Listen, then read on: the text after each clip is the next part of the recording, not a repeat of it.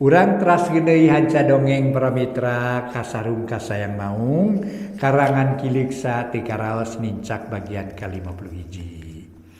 Atuh ka wargi-wargi Mang Jaya, mitra Mang Jaya di mana we linggihna. Sakuliah dunya tuh para mitra. Aya di medsos mah, di YouTube mah para wargi, sakuliah dunya ya dongeng para mitra.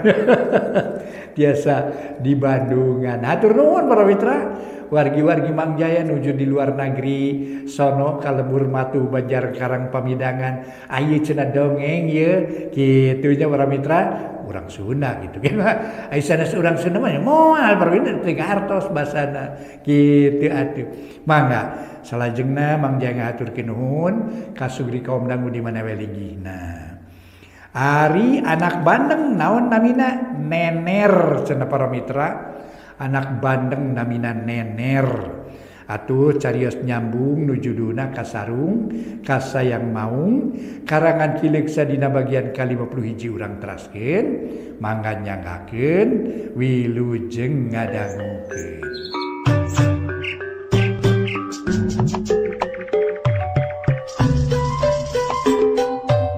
Para mitra kaum dangu sadaya, alhamdulillah Mang Jaya tiasa mancen tugas deui neraskeun hanca nu katuna kamari carios nyambung judulna nyaeta Kasarung Kasayang Maung karya Kiliksa. Mang Jaya ngahaturkeun nuhun ka para mitra sadaya, mudah-mudahan para mitra salamina aya dina ginanjar kawilujengan. Langkung saur bahe care dina mang dongengkeun ieu dongeng kirang nyebemakeun hapunten nu kasuhun mangga nyangakeun para mitra sadaya upami teu lepat wilujeng ngadangukeun dongeng enteng judulna nyaeta Kasarung Kasayang Maung. Sakumaha nu disebatkeun embe? Sanggeusna Aki Buraho jeung Mang Itok adu hareupan. Pok Mang Itok ngamimitian nyarita. Aki teh kalintang ngaraos bingah disumpingan ku Aki teh. Nanging abdi teh ngaraos nyelu dumeh teu tiasa ngangken kasalira Aki jalaran pun bojo nuju teu aya di rompok ieu. Tah ku jalaran kitu mugi Aki tiasa ngamaklum kana kakirangan panampian ti abdi. Da sok sanos kitu ge ari mungguh dina hate mah abdi teh teu kitu hoyong nyugemakeun kanu janten Aki teh. Atuh salajengna abdi teh kasebatna pribumi anu sakedana tumaros ka tatamu bilih aya hiji pasoalan nu prayogi didugikeun ku Aki ka abdi. Ku jalaran kitu sumangga geura saurkeun ka abdi ulah aya nu didingding kelir di sinang siloka supados engal kahartos ku abdi. Nanging hapunten abdi teh parantos kumaha wantun ki ceuk Mang Itok. Bari rengkuh hormat bubuhan ka kolot sajabati kitu kasebutna ge Ki Burahol teh hiji utusan ti Raja Siluman Maung Prabu Malondra. Pok Ki Burahol ngajawab nyaritana ayem tentrem teu gurung gusuh. Estu salse pisan. Bubuhan hiji kolot geus lobagen ceuk paripaosna. Parantos seueur pangalaman legok tapak genteng kadek. Sok sanajan ieu Ki Burahol dina kaayaanana bengkung jiga urang. Tapi estu dina ilmu panemu jampe pamakena mah lain bantrak-bantrakeun. Yang itu sameme Aki modar pamaksudan Aki teh pamna ngahaja ka dieu teh. Leuwih ti heula Aki teh hayang haturkeun nuhun ka Jang itu. Nu geus buru-buru mariksa kana pamaksudan Aki.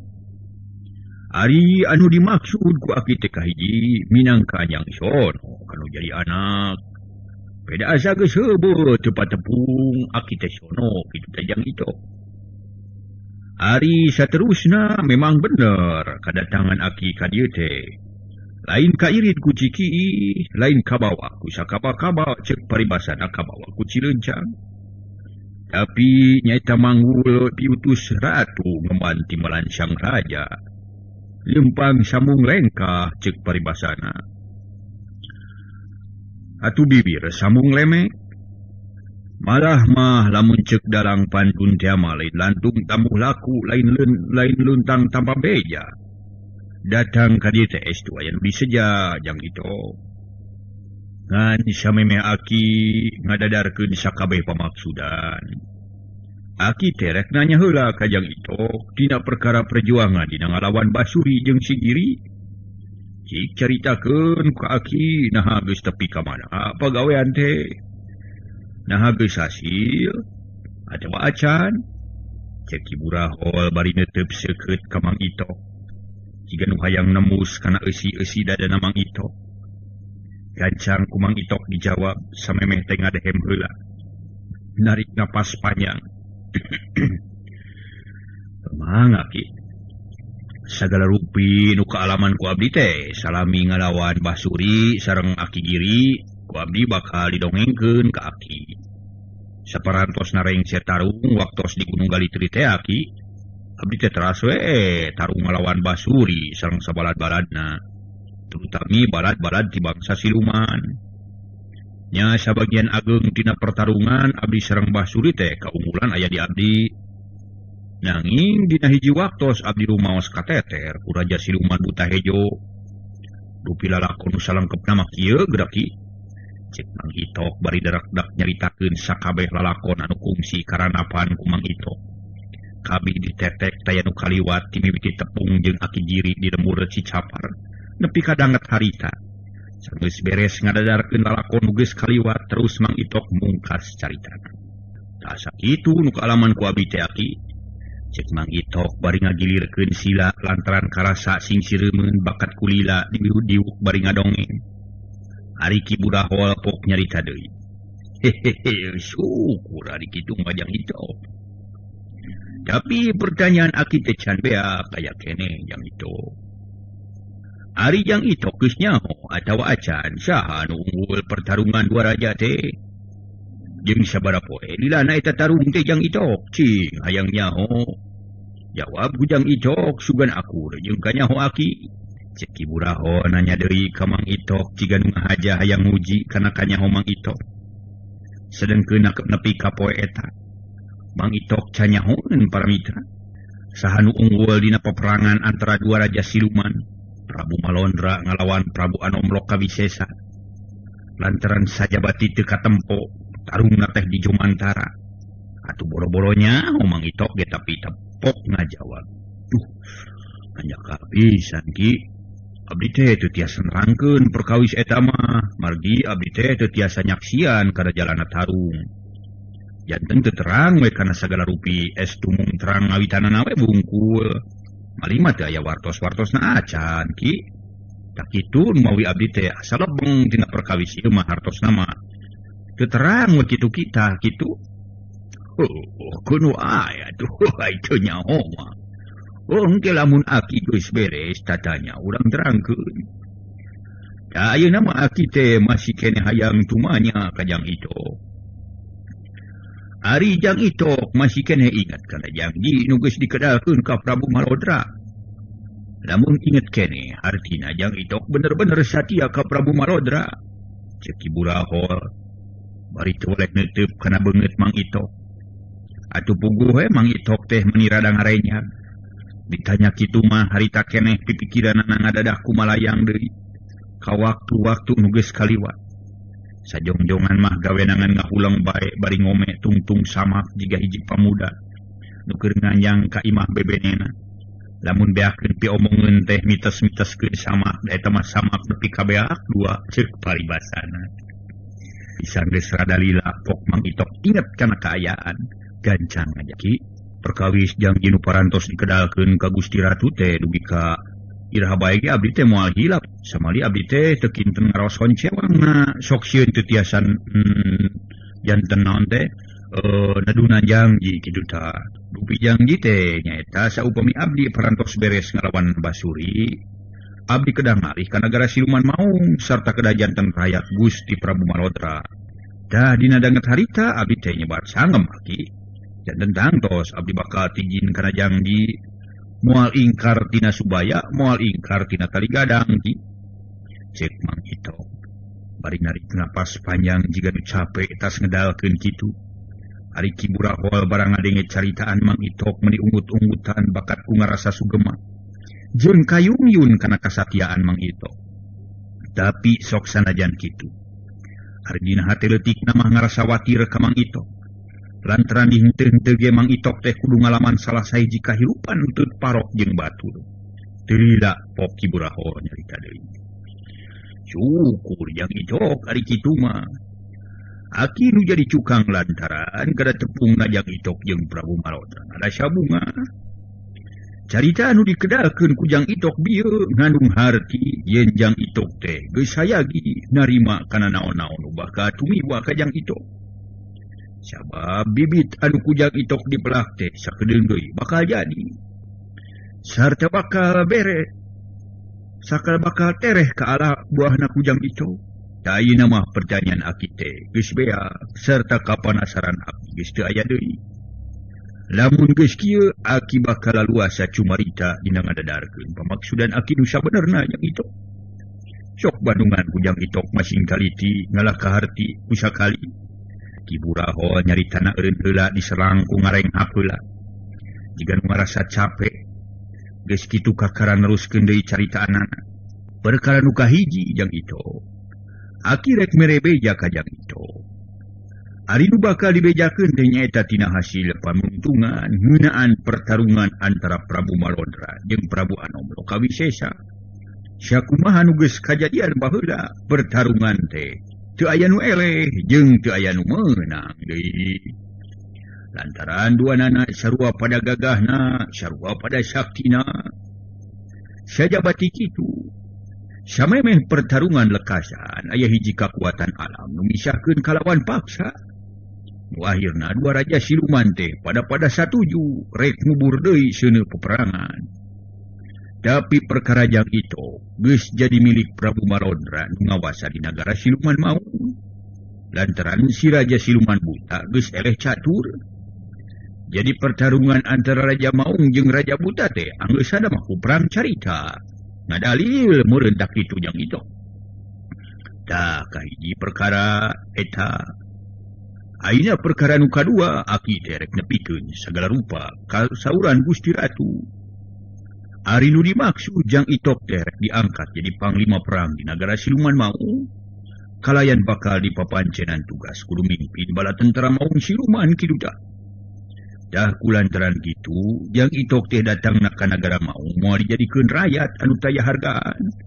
Tapi bakal dibere hiji kalungguhan nu kacida luhurna. Ngan sakitu pemaksudan aki teh Jang Itok. Cek Kiburaho bari mancrong kana beungeut Mang Itok. Anu harita keneh para mitra sadaya. Keur ngahulang bari mikiran caritaan Kiburaho. Dina hate Mang Itok ngagolak rupa-rupa perasaan anu susah disebutkeunana. Lantaran lain ngan saukur sarupa bae tapi puluhan perasaan ngagulung jadi hiji. Koncewang melang jeung nineung pacampur jeung kabungah kasedih sarta kasieun jeung rupa-rupa perasaan sejena. Sakapeung ras inget ka pamajikanana. Sakapeung ras inget kana janjina ka Ratu Maung. Malah sakapeung maras inget kana musuh-musuhna jeung sakabeh pangalamanana. Sarila Mang Itok ngahulang mumbar lamunan jeung sawangan Kiburaho. Teu wani ngaganggu manehna ge ngilu ngahulang bae ditenan kaayaan diri Mang Itok. Sanggeus rada lila pok Mang Itok nyarita. Aki sadayana cariosan aki ku abdi kahartos pisan. Abdi teh teu kinten ngaraos bingahna nguping kasauran aki kitu. Margi sadayana estu ngabungahkeun kana hate abdi. Nanging di sagijieun eta abdi ge ngaraos sedih anu taya hinggana margi kedah paturai sareng anak pamajikan. Nanging aki sok sanaos kitu. Abdi moal tiasa mumpang kana kapalai Gusti Ratu nu ngawasa di nagara siluman maung. Margi abdi rumaos parantos kautangan budi ku anjeunna.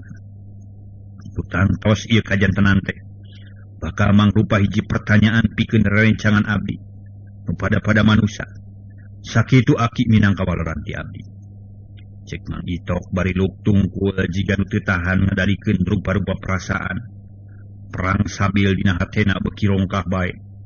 Sanggeus ngedalkeun kasanggupanana. Lantaran nu bijil tina bibirna teh ditolak ari ku hati leutikna mah. Ngan Mang Itok geus teu aya daya pikeun ngalawanan kanyataan anu keur disanghareupan. Ari Kiburaho pok nyarita deui. Jang Itok, ku aki ge geus kabaca naon-naon nu ngaguru dina dada Jang Itok. Lantaran aki ge bisa ngarasakeun kana naon-naon nu keur karasa ku jang itu. Ari sabab sanajan dina kaayaan kumaha bae oge, tangtu ari perasaan kemanusiaan mah moal leungit. Kanya jeung kadeudeung kan jadi anak pamajikan moal luntur ku umur, moal as ku ajar. Malah sakapeung mah kajina wak sorangan jadi korban tibatan jalma-jalma nu dipikanya aku urang. Mangitu ngara. Ngan urang teh sok ngarasa teu tega. Bisi jalma nu dipikanya aku urang teh jadi pinanggih lara alatan kalengitan urang. Tapi sok sanajan kitu, urang kudu tarima kana kadar dabongan geus dibimitian ku urang sorangan. Sakitu we pamenta ti aki teh jang itu. Ceuk aki buraho nyaritana bari ngusapan jangotna anu geus bodas kabeh. Lamun ngarasa kaduhung geus ngajalanan kana jalan goreng. Para mitra anu mulia, aki burahol ge ngarasanya ka ngajalanan eta perkara. Lantaran kumanehna kasawang pibalu kareunana lamun hiji jalma muhit kasiluman. Salajengna Mang Itok nyarita deui. Leres ki, abdi ge teu tiasa majar kumaha ai parantos kieu mah. Abdi rumaos parantos ragrag kecap ka bangsa siluman nu tangtu eta janggi teh kedah dicumponan. Syukur jang Itok. Ngan aki marek amanat ka jang Itok omat sing asak mere papatah ka anak jeung pamajikan. Sangkan teu jadi panghalang ka urang. Sing tawaka jeung sing gede hate ulah melang sumoreang sangkan urang teu kagok lumaku. Sing buleud nyapi pikiran ulah satengah hate ngarah teu matak berat kanu ditinggalkeun ku urang.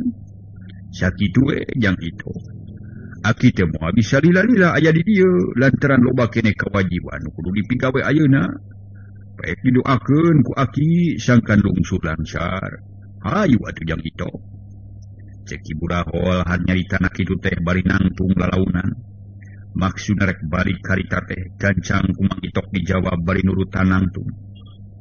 Nah engal-engalan teuing atuh ki. Pada ku lembae sawengi mah mari abdi sono keneh cek Mang Itok. Bari nuturkeun ki buraho nu geus leumpang ngadeukeutan panto. Bari turun kaburuan pok ki buraho nyarita deui nu panungtungan. Wayahna jang Itok. Aki ge ari sono namana taku, tapi dalah di kumaha da aki teh loba keneh uruseun nu teu bisa dipigawe ku batur. Hayu atuh jang Itok. Emang atuh ari teu kersa diangkeun mah ki. Wilujeng angkat teh mugi sing engar dugi ka bumi ki. Cek Mang Itok bari ngajajabkeun ki burahol ku paneteupna. Dina saomong-omongna dina basa-basana estuning, Mang Itok teh aya dina kaayaan lesu luar biasa. Tapi barang ki burahol nepi ka jalan mah ngajajab Mang Itok teh ngaranyug bakat ku kaget. Lantaran ki burahol teh ngadadak leungit tanpa lebih ilang tanpa karana, malah teu aya urut-urutna acan. Sajongjongan Mang Itok ngajanteng bae dina golodog bari colohok bengong mata simeuteun.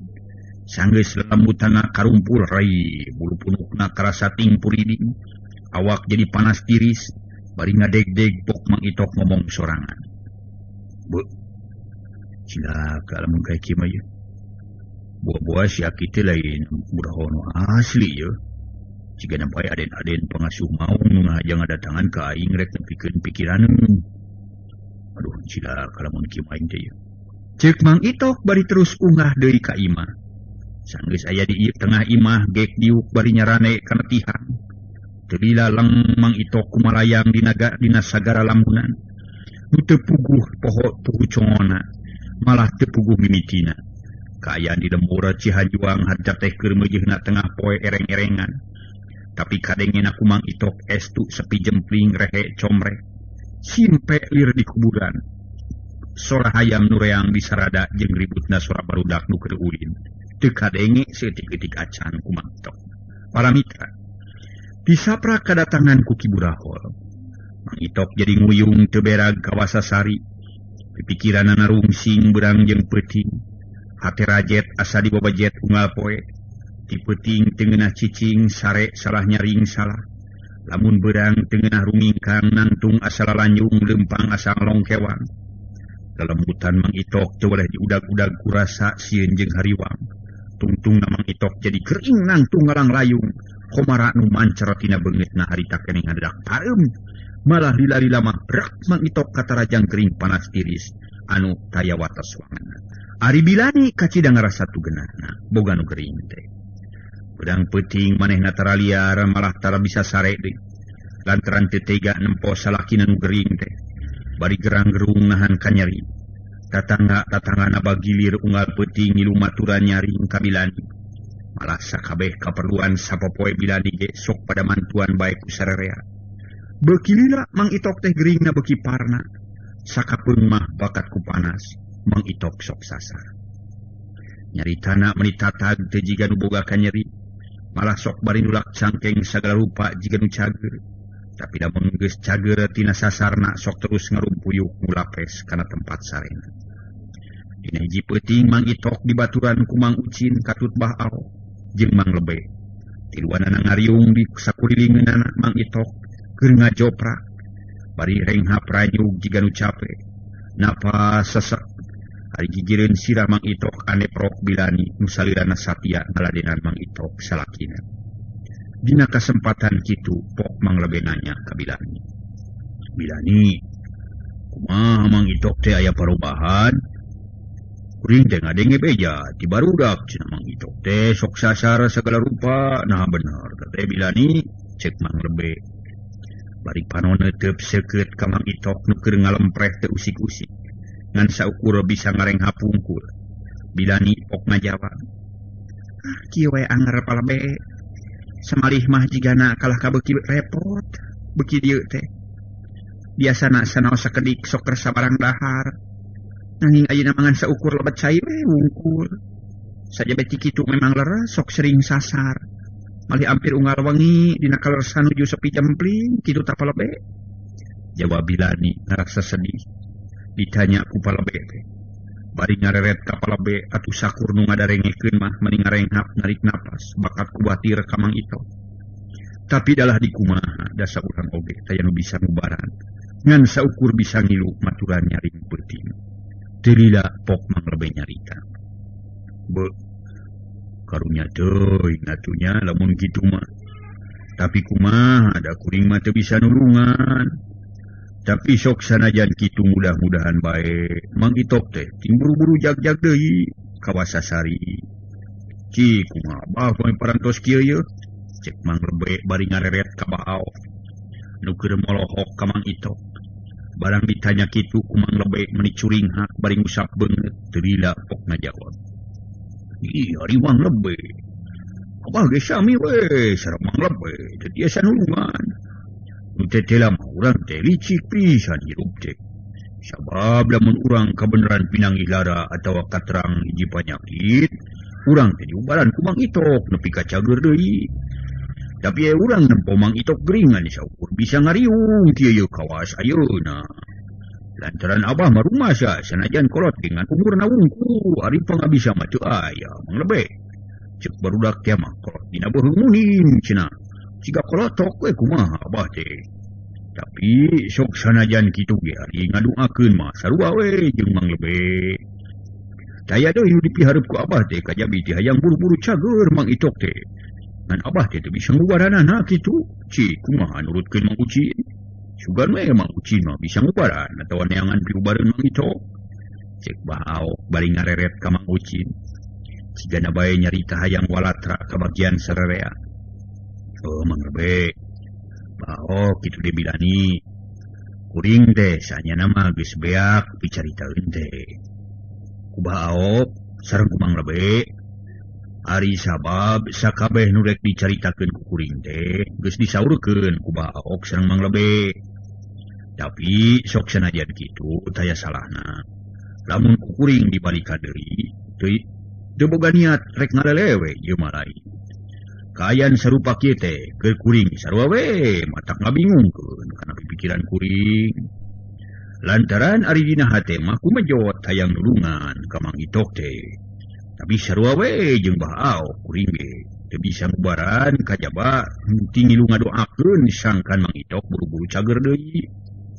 Sabab kuring ge rumasa kolot teh kasurung ku umur ari pangabisa mah lah teu aya malah cekolot teh mah kuring dengan saukur kolot tina beung kuda cenah aing baok mah dina beung muning kuring mah dina beung kuda kitu tah cek Mang Ucin bari rada eureui merungkut semu anu era lantaran rumasa caritaan anak jiga nu ngalewe baok ge rada ngarenyag harita teh pok nanya ka Mang Ucin wah ayeuna mah kelos-los kana beung kuda sagala Mang Ucin mah naon pihartieunana teh Mang Ucin jeung deui ari sok aya dina beung kuda teh naon teh cik ababejaan sakalian keun lah sugan loba ngobrol ge hitung ngaboberahan nu teu damang kitu tah hari nu sok dina beung kuda teh aya deui kajabi ti gengge anu sok disada tingkirincing sedang pihartieuna teh teu terang kuring ge bah sabab kuring mah nurutan baok nyebut kitu sote lantaran bongan abah ge nyebut kolot dina beung muning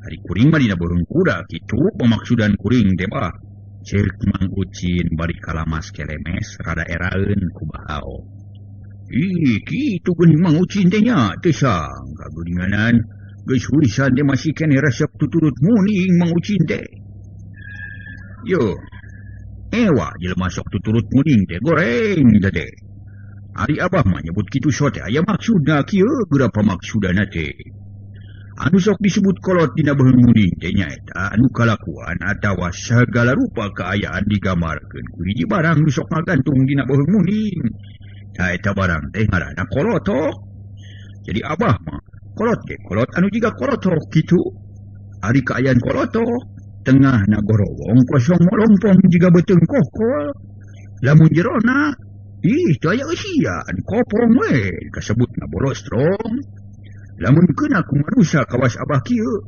disebutna teh kabisa dapat balegum cek sunana mah boro balilu teu weuh kanyaho eta kolotok teh kakara bisa disada lamun dinageun ku muning kitu kolot dina beung muning teh Mang Ucin ari kolot dina beung kuda naon pihartieunana ceuk baok bari ngareret ka Mang Ucin nu keur unggut-unggutan ngabandungan caritaan baok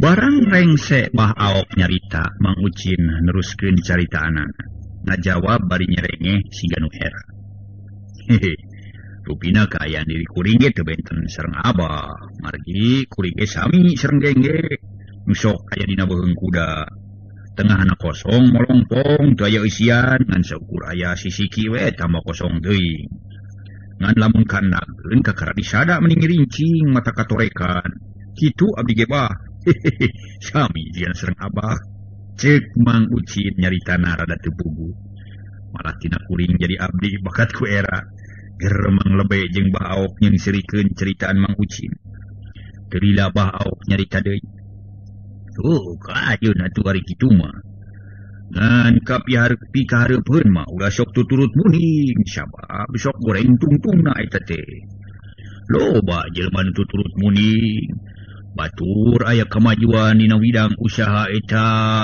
nurutan kana usaha model kitu antukna bari teu nyaho artina mah elmuna pan ancur teh da kitu nu kasebut tuturut muning teh bari teu nyaho elmuna artina mah can boga pangalaman dina widangna nurutan batur atuh puguh ai batur mah geus loba pangalaman ai urang mah can boga pangalaman lamun tuturut muning teh artina mah tetep we jingang diripu kajaba lamun urang daek ikhtiar nurutan batur bari neang elmuna kitu tah jadi kasebut cek abah ge goreng nu kasebut tuturut muning teh cek baok bari ngareret ka Mang Lebe wah nya atuh teu tiasa kumaha abah margi sanaos ngariung oge da teu tiasa ngubaran urang mah nya nanging hitung-hitung kanggo ngababerah nu teu damang we kukuring Mang Itok bari ditaros manawi sareng manawi kersang baler Umi parantos kauninga nu karaos ku Mang Itok manawi bae sareng urang tiasa milari pilanungeunana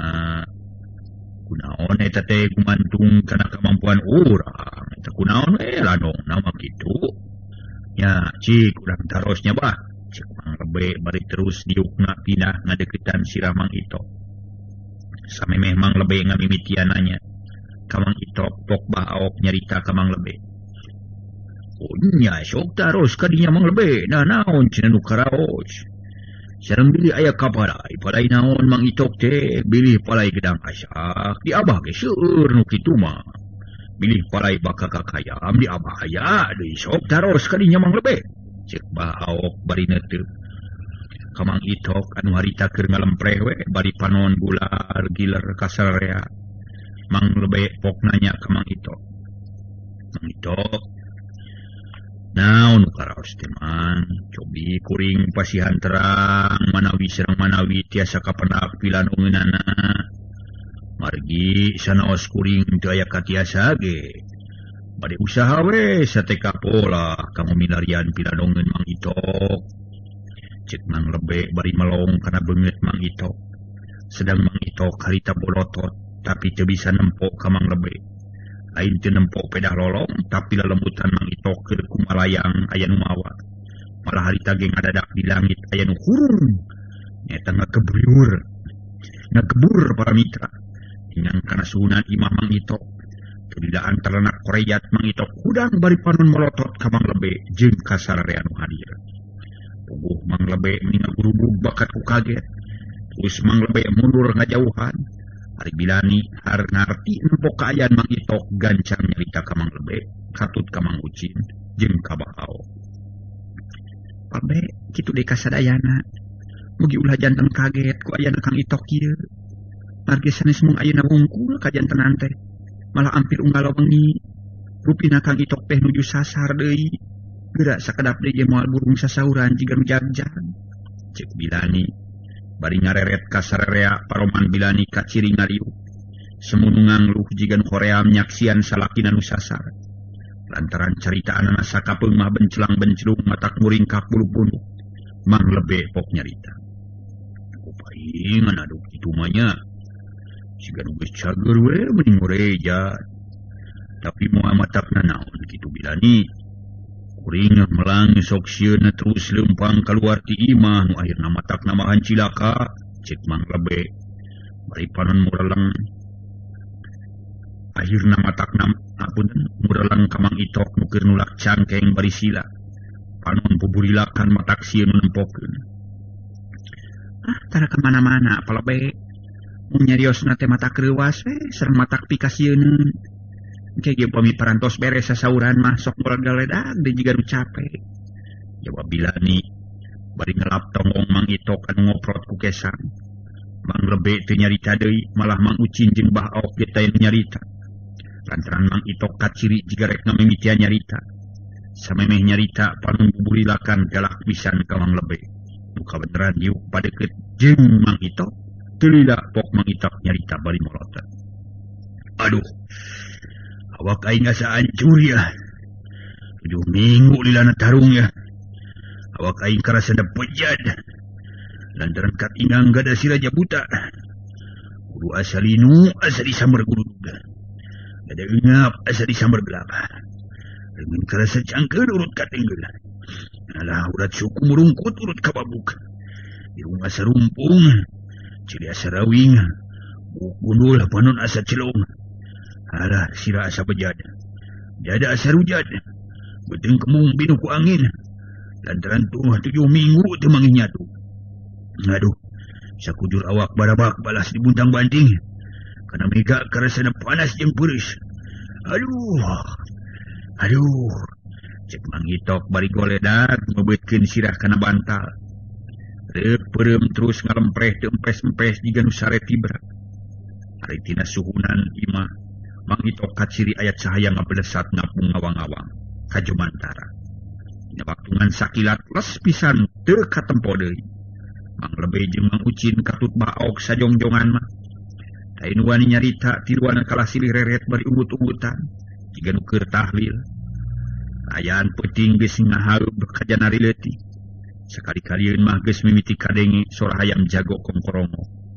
Sedang numitan reh nu gering saurang ge teu aya nu sare sakerjep-kerjep acan.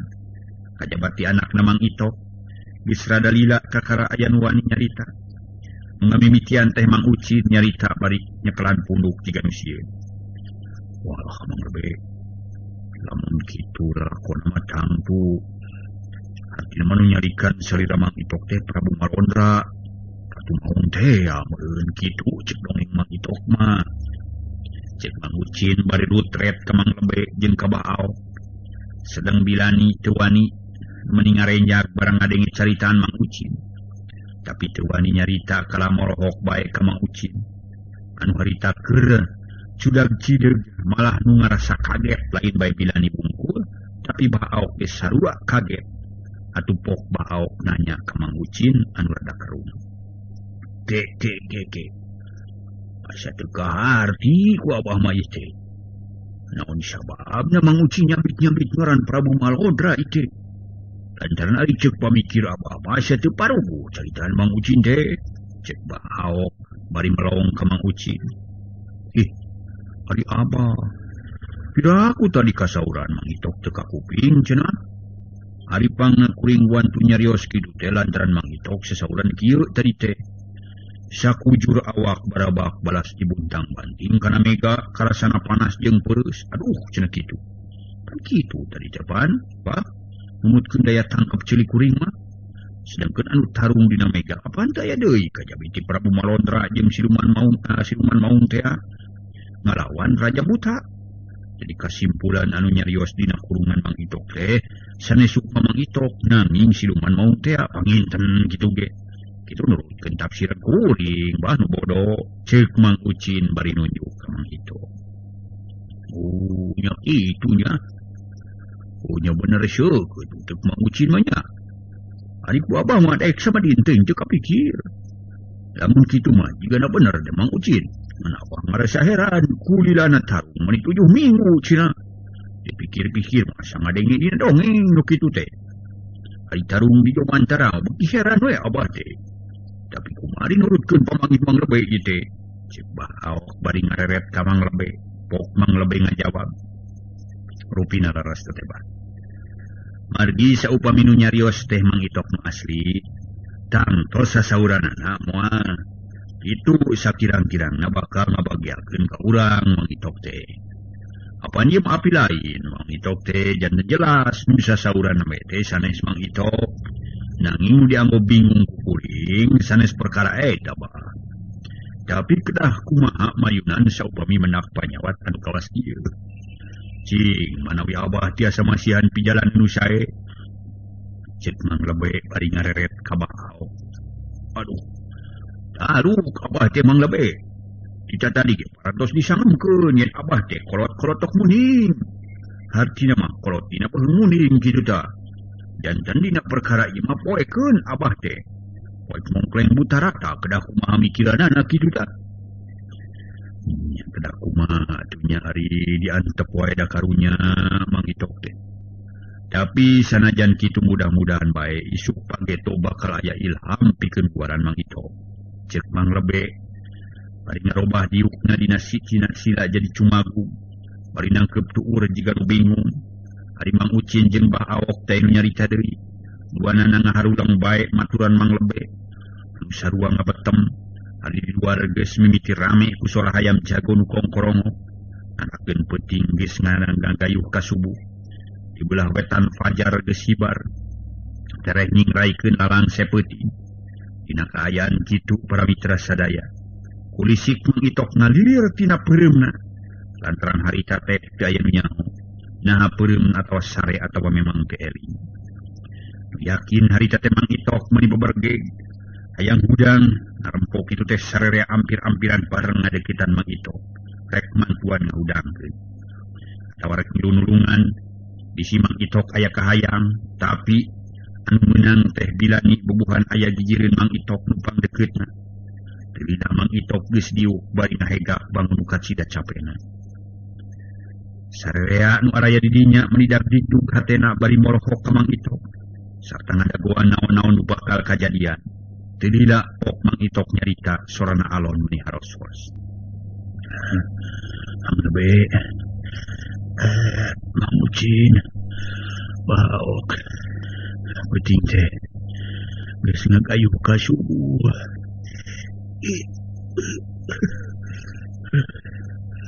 Lantaran kukuring kadengi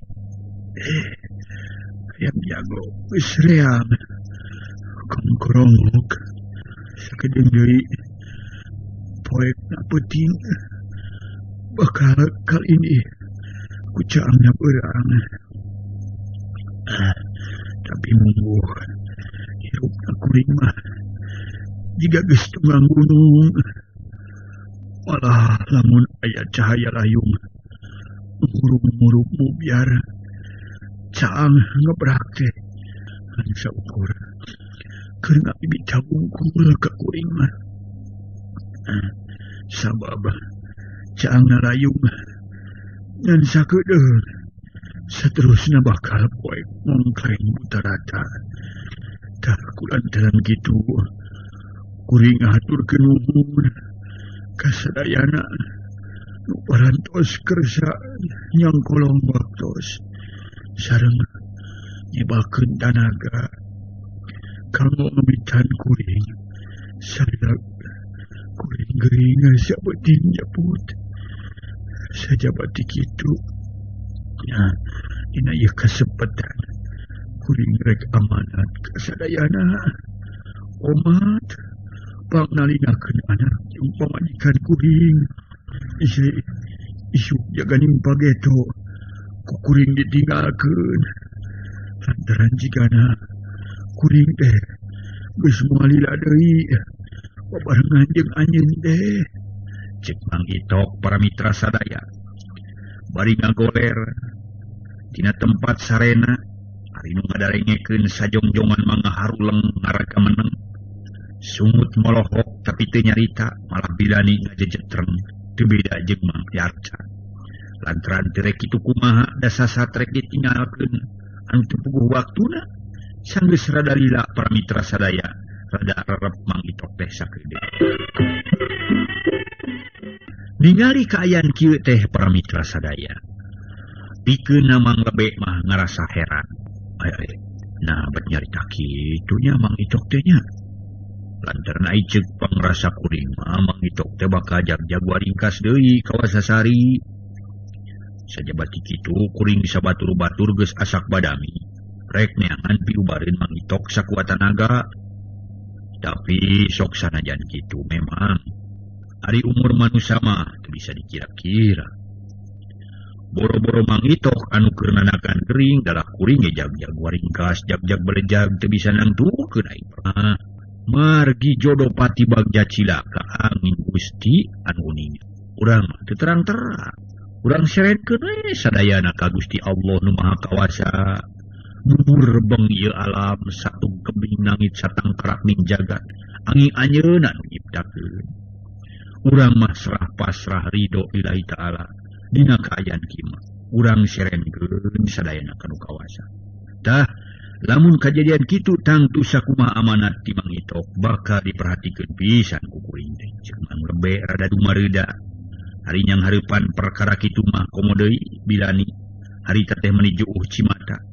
Sedeng nu sejen taya nu nyarita gawenangan ngeruk tungkul bari ngaharuk mikiran caritaan Mang Itok.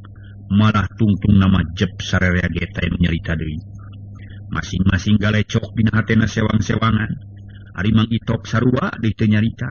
Malah boro-boro nyarita sedang caritaan Mang Lebe ge teuing kadengeueun teuing henteu. Ari di luar harita geus biti rame ku jalma-jalma nu rek kacarai, malah hayam nu kongkrongok beuki rame. Para mitra kaum dangu kacaturkeun beurangna sabubarna Mang Lebe jeung Mang Ucin katut barao. Harita Mang Itok geus udang deui malah make kaduga lajag-lejeg sagala rupa. Kacida bilani bungaheunana nempo salakina jag-jag teh. Malah pok nyarita bangun kacida bungana. Nuhun teuing Kang Itok geus mending. Lamun kitu mah bener caritaan Mang Lebe teh. Yen Kang Itok teh bakal buru-buru cager. Kumaha karasana Kang Itok? Jeung hayang naon Kang Itok teh atuh sok atuh bejakeun ka kuring Kang Itok. Bisi hayang dahar nu ngeunah atawa hayang udud anu seungit. Bebeja ka kuring. Ulah di hartina mah disidem dina jero hate. Bejakeun ka kuring susuganan kuring bisa nyumponan sagala rupa kahayang Kang Itok. Cek bilani nanya ka Mang Itok. Bisi Mang Itok aya kahayang. Atuh pok Mang Itok ngajawab menitatag pisan. Cager kami telani. Karasana sajag-jag ieu ka Wasasari ya. Jeung geus teu anu nyeri ieu mah ye. kami teh memang loba kahayang lila. Sabab geus lila kami teh teu mangidahar nu ngeunah ieu jeung teu manghi udud nu seungit ya. Kulantaran kitu syukur maneh hidang atuh nawaran ka kami. Sok beula sadiakeun sangun bulan jeung heuneut keneh deui. Sarta deungeunna hayang sop hayam nu hipu ya. Ari ududna pangolikeun rokok keretek nu seungitnya. Buru-buru sadiakeun lan ieu lah. Jag-jag jawak teu sararampang ieu ya. Ceuk Mang Itok bari terus lelempangan di tengah imah itung-itung ngajag-jagkeun tuur anu karasana cangkeur atuh Bilani ngajawab. Syukur Kang Itok lah. Keun sagala pamenta Kang Itok bakal dilaksanakeun ku kuring. Pek daguan heula sakedeungnya.